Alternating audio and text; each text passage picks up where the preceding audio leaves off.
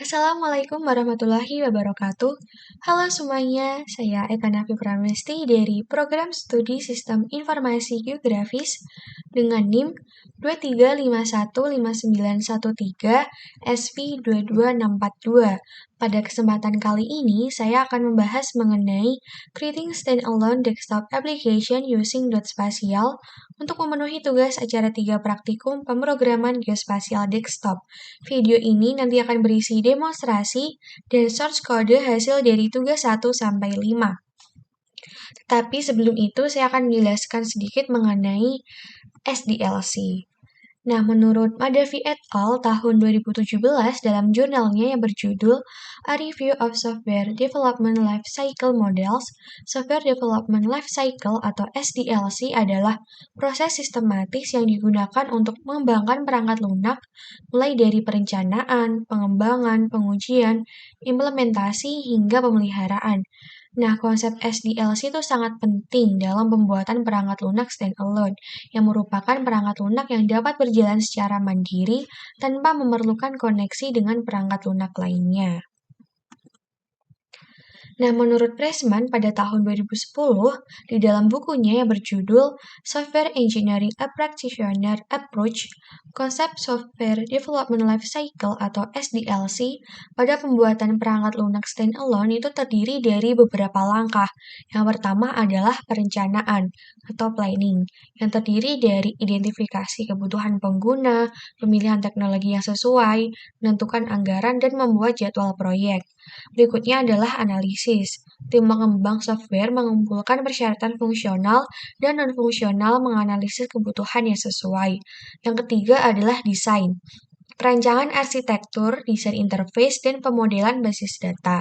Tujuannya untuk membuat panduan yang jelas untuk implementasi software.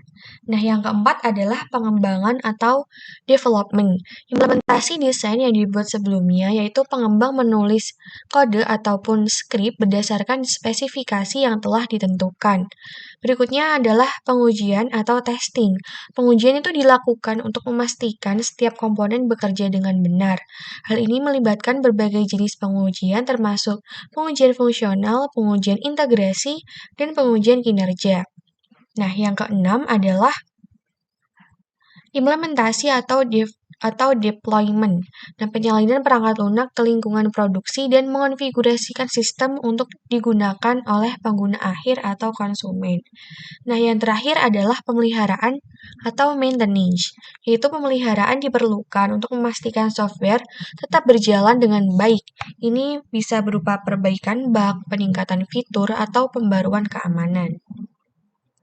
Nah, berikutnya saya akan mendemonstrasikan teks 1 saya, yaitu Working with Spatial Controls. Nah, ini adalah script, dan ini adalah desainnya. Akan saya mulai start. Lalu ini adalah tampilan ketika akan memasukkan file SHP-nya.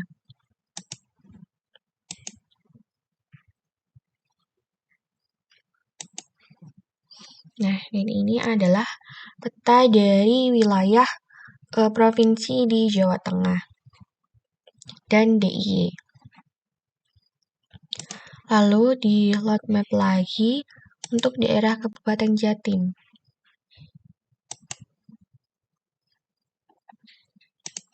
Lalu ini ada berbagai macam tools yang bisa digunakan. Yang pertama ini saya menggunakan pen. Jadi dengan pen ini dia bisa menggeser dari fitur-fiturnya. Lalu bisa di zoom in ataupun zoom out. Ada zoom to extend juga. Nah, info ini tuh apabila diklik di salah satu bagian, dia akan muncul identify. Jadi ini info tuh untuk tools identify. Berikutnya saya akan menjelaskan mengenai source code dari teks yang pertama.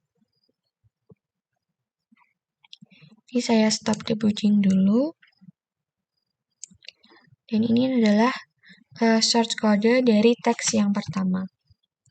Source code pada teks 1 ini tuh adalah aplikasi Windows Form yang menggunakan Spatial Control, sebuah library untuk menangani tampilan dan memanipulasi data geospasial dalam aplikasi desktop.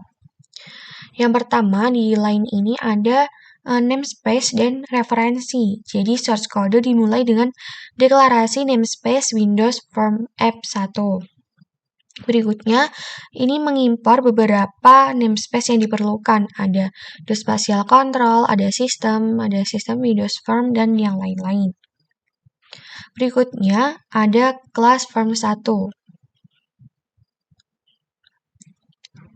Ini adalah kelas utama dari aplikasi yang mewarisi dari kelas Form. Berikutnya ada metode untuk event handler.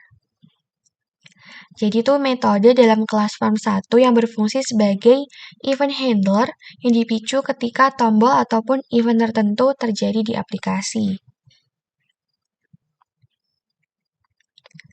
Jadi setiap event handler itu menggunakan metode atau properti pada objek map 1 yang ini. Jadi berbagai metode dan properti dari objek map 1 dipanggil untuk melakukan operasi seperti zoom in, pan, terus ada penambahan lapisan peta, penghapusan lapisan peta, dan pengaturan mode fungsi. Lalu di sini juga ada komentar, yaitu garis miring 2 ini adalah komentar yang berfungsi untuk menjelaskan tujuan ataupun pernyataan yang dijalankan. Contohnya ada komentar tentang pen. Jadi pen function is used to pen the map. Seperti itu.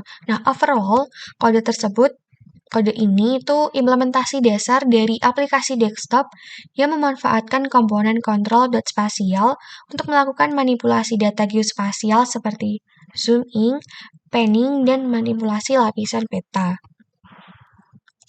Nah, di setiap script itu terdapat logika dan algoritma.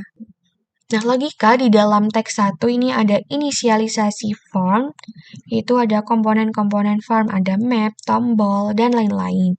Terus ada merespon untuk klik tombol. Jadi program itu memantau klik tombol untuk menjalankan fungsi yang sesuai. Berikutnya adalah mengelola fungsi map. Program menggunakan Spatial Library untuk berinteraksi dengan peta dan menjalankan fungsi-fungsi seperti zoom in, zoom out, zoom to extend, mengambil informasi bentuk, memilih bentuk, menggeser peta atau pen, dan lain-lain. Lalu algoritma di dalam teks 1 ini ada form 1 load, terus ada button load, ada button zoom to extend, ada button klik, ada button pen, dan button lain-lain. Nah, sekian penjelasan dari teks 1. Untuk video selanjutnya adalah teks 2, yaitu Working with Spatial Symbology and Attribute Table. Terima kasih.